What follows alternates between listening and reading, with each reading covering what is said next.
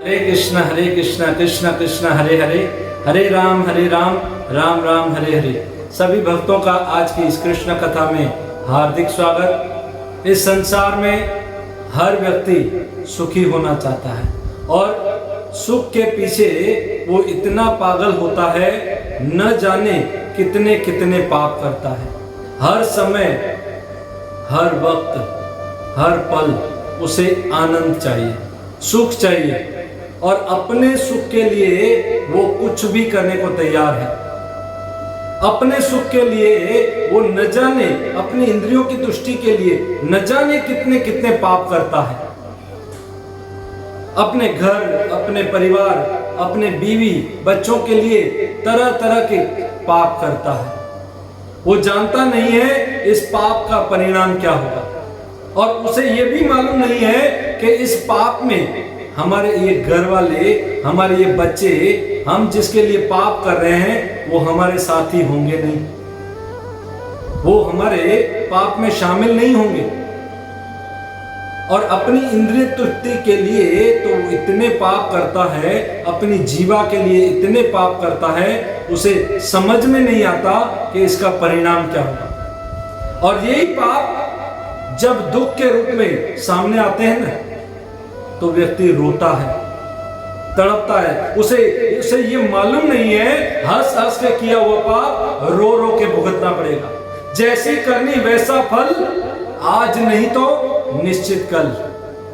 कोई तेरे पाप का भाग न बाटन हार, कोई तेरे पाप का भाग न बाटन हार। पछताएगा मौत जब आएगी तेरे द्वार। बजले हरी हरी, बजले हरी हरी। कोई भी पाप का भागनहार नहीं होगा। पछताएगा मौत जब आएगी तेरे द्वार।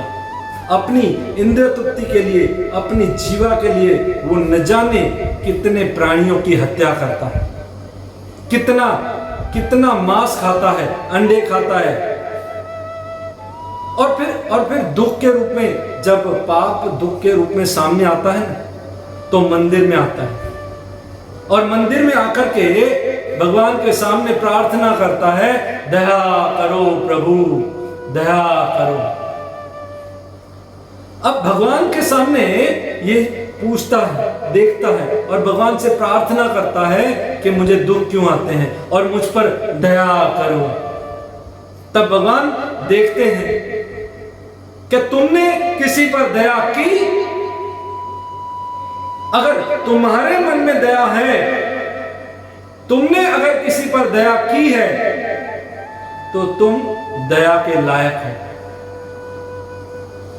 तुमने किसी पर दया की, ये दया जो है वो उस इको साउंड की तरह है, जैसे पर्वतों पे हम जाकर के आवाज करते हैं ना, तो वो डबल आवाज में, इको साउंड में आवाज आती है।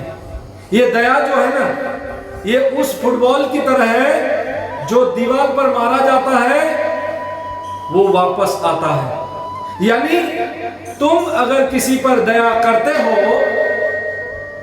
तो वो यानी कृष्ण भी तुम पर दया करेंगे। अगर तुम किसी पर दया नहीं करते हो और तुम आकर मंदिर में कृष्ण के सामने प्रार्थना करते हो, जब दुख तुम्हारे पास आता है और प्रार्थना करते हो दया करो प्रभु, तो कैसे दया करेंगे? क्योंकि तुमने किसी पर दया नहीं की। उस प्राणियों की हत्या जब हो रही थी, उसको हंसते हंसते खा रहे थे, खुशी खुशी खा रहे थे। उस मुर्गी की आंख में आंसू था, उस मुर्गी के आंख में पानी था, तुम्हारे जीवा पर पानी था। तुमने दया नहीं की और आज दया की भीख मांग रहे हो। एक बार क्या हुआ, एक जानवरों का एसोसिएशन हुआ और जानवरों ने एसोसिएशन में एक बड़ा सा बोर्ड लगा दिया और उस बोर्ड लगा करके वो जानवर बैठे थे ना, उस बोर्ड पर क्या लिखा था मालूम है? कि हम घास खाने वालों को ये मनुष्य लोग जानवर कहते हैं, हम घास खाने वाले पशुओं को ये लोग मनुष्य लोग जानवर कहते हैं। तो ये मनुष्य जो जानवर खाते हैं, आप उसको क्या कहोगे? ये मनुष्य जो जानवर खाते हैं उसे तुम क्या कहोगे? ये उस प्राणियों के एसोसिएशन में बोर्ड पर लिखा था। क्योंकि ये मनुष्य इतना निर्दयी हो चुका है, इतने अपनी इंद्रिय तृप्ति, अपनी जीवा के लिए वो कितने पाप करता है उसे मालूम नहीं है। हम देखते हैं ना, जब हमारे घर में, घर का ही परिवार का दादा या दादी या घर परिवार का सदस्य गुजर जाता है, मर जाता है, तो उसकी अस्थियां जब उसको हम शमशान भूमि में जलाते हैं ना, तो उसकी अस्थियां हम घर पे नहीं लाते, घर पे नहीं लाते। हम उसको पूछते हैं, अरे आप घर पे क्यों नहीं लाए? नहीं, डर लगता है, भूत ना आ जाए, कहीं भूत न बन जाए। वो अपने बाप की हड्डियों को, वो अपने दादा की हड्डियों को उस आश्रम में रखता है। और वही जब अपनी इंद्रिय तृप्ति के लिए, अपनी जीवा की तृप्ति के लिए लालायित होता है ना, वही व्यक्ति वो बकरी के मांस को, बकरी की हड्डियों को, मुर्गी के मांस को, मुर्गी की हड्डियों को अपने घर लेके आता है। घर ही नहीं, अपने फ्रिज में लेकर आता है, फ्रिज में रखता है। फ्रिज पे ही नहीं, वो गैस के चूल्हे पर रखता है।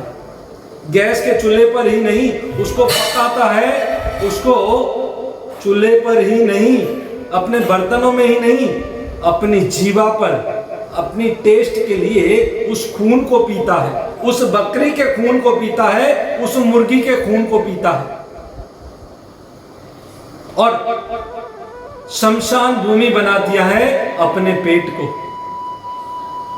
यानी बाप की हड्डी वो आश्रम में बाहर, बाप की हड्डी बाहर आश्रम में, और मुर्गी की हड्डी, बकरी की हड्डी आश्रम में नहीं, अपने घर में।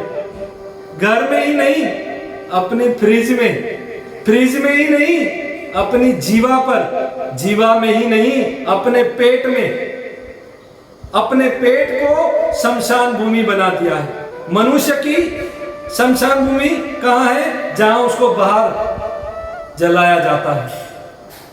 और बकरी और मुर्गी की शमशान भूमि ये मनुष्य का पेट बन गया है आज। और फिर जब दुख आता है ना, तो फिर मंदिर में आकर के भगवान के सामने कहते हैं, दया करो प्रभु, दया करो। जब मुर्गी को या बकरी को काटा जाता है ना, तो उसके अंदर से एक चिल्लाहट, एक आहट निकलती है। और वो जब चिल्लाती है ना, तड़पती है ना, तो वो आहट उस मांस में पड़ जाती है। और वो मांस जब व्यक्ति खाता है ना, तो वो आहट उसके अंदर पड़ जाती है, जिसके कारण उसे कभी शांति प्राप्त नहीं हो सकती, उसे कभी सुख, कभी चैन प्राप्त नहीं हो सकता। वो बेचैन बन जाता है, वो डिप्रेशन में आ जाता है। और फिर मंदिर में आकर के कहता है, दया करो प्रभु। उस मुर्गी के अंडे को खाता है। ये मुर्गी का अंडा है क्या? ये आप जानते हैं ना, मनुष्य में स्त्री जब पीरियड में होती है, पीरियड में वो जो अंडा बनता है, वो अंडा, उसमें सब कचरा बनता है। और जब वो अंडा अंदर टूटता है ना, तो 3 दिन वो स्त्री पीरियड में साइड पर हो जाती है, क्योंकि वो कचरा, अंडा टूटता है, वो कचरा निकलता है। ऐसे ही मुर्गी का अंडा बनता है। यानी मुर्गी के पेट में जो कचरा होता है, वो कचरा अंडे के रूप में बनता है, और वो अंडे में पड़ता है। और वो अंडा जब बाहर निकलता है, तो जो पापी व्यक्ति होते हैं ना, संडे हो या मंडे, रोज खाओ, अंडे, और फिर पड़ेंगे यमराज के बड़े बड़े डंडे।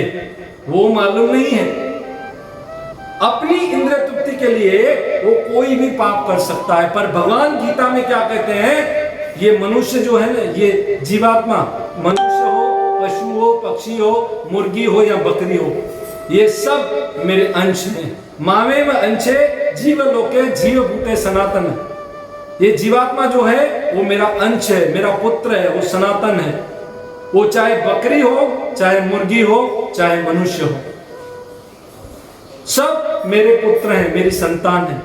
अब सोचिए आप, किसी बाप के 3 बेटे हों और एक बेटा दूसरे 2 बेटों को मारे और काटे और काट करके खा जाए, जो अभी नासमझ है, तो ये बात बाप को अच्छी लगेगी?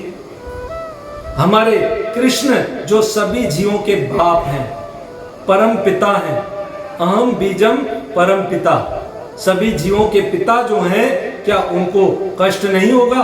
एक पुत्र दूसरे पुत्र की हत्या कर करके उसे खाता है, क्या उनके आंखों में आंसू नहीं आएंगे?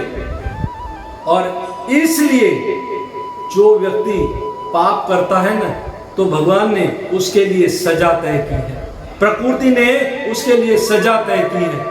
वो व्यक्ति, भागवत में वर्णन है 5:26-13 में, कि कुंभी पाप नाम के नरक में जाता है जो मांस खाता है। वो एक इतनी बड़ी तेल की गरम कढ़ाई होती है, समुद्र के जितनी, और उसमें हजारों सालों तक वो तड़पता है, मरता नहीं है, चिल्लाता है, तड़पता है, मैं पाप नहीं करूंगा, मुझे यहां से निकालो, मैं नॉनवेज नहीं खाऊंगा, मैं अंडा नहीं खाऊंगा, मैं मुर्गी नहीं खाऊंगा, मैं बकरी नहीं खाऊंगा।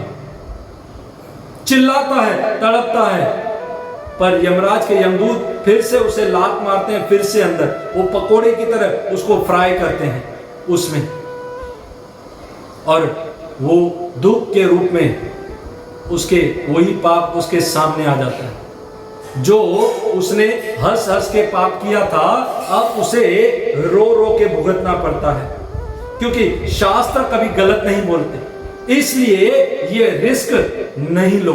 मैं आपको अभी भी समझाता हूं, सावधान हो जाओ। शास्त्र आपको समझाते हैं, साधु संत आपको समझाते हैं कि अभी भी आपके पास समय है, सावधान हो जाओ। अगर भूल हो भी गई है तो प्रायश्चित कर लो। और इस कलयुग में सबसे बड़ा प्रायश्चित है कि हमें भगवान की शरण लेनी है, और कलयुग में भगवान की शरण लेना अर्थात उनके नाम की शरण लेना। हरे कृष्ण कृष्ण कृष्ण हरे हरे, हरे राम राम राम हरे हरे। जब ये कृष्ण का नाम, जब ये राम का नाम लेता है ना, तो वो सारे पापों से मुक्त हो जाता है। उसके पाप कर्म की जो फाइल बन चुकी है वो जलकर भस्म हो जाती है।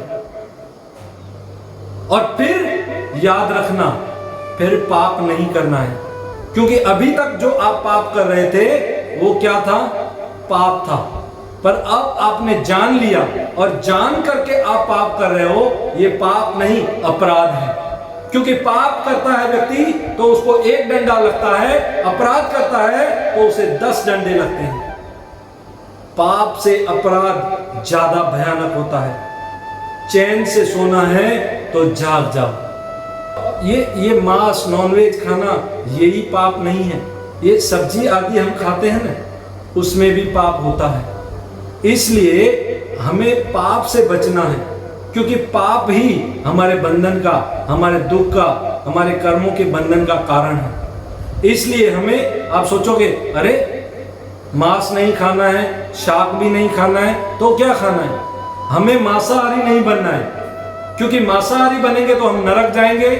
हमें शाकाहारी नहीं बनना है, शाकाहारी बनेंगे तो हम कर्म के बंधन में पड़ेंगे। इस संसार में विष्णु की प्रसन्नता के लिए अगर यज्ञ नहीं किया जाता, भोग नहीं लगाया जाता, तो वो कर्म के बंधन का कारण है।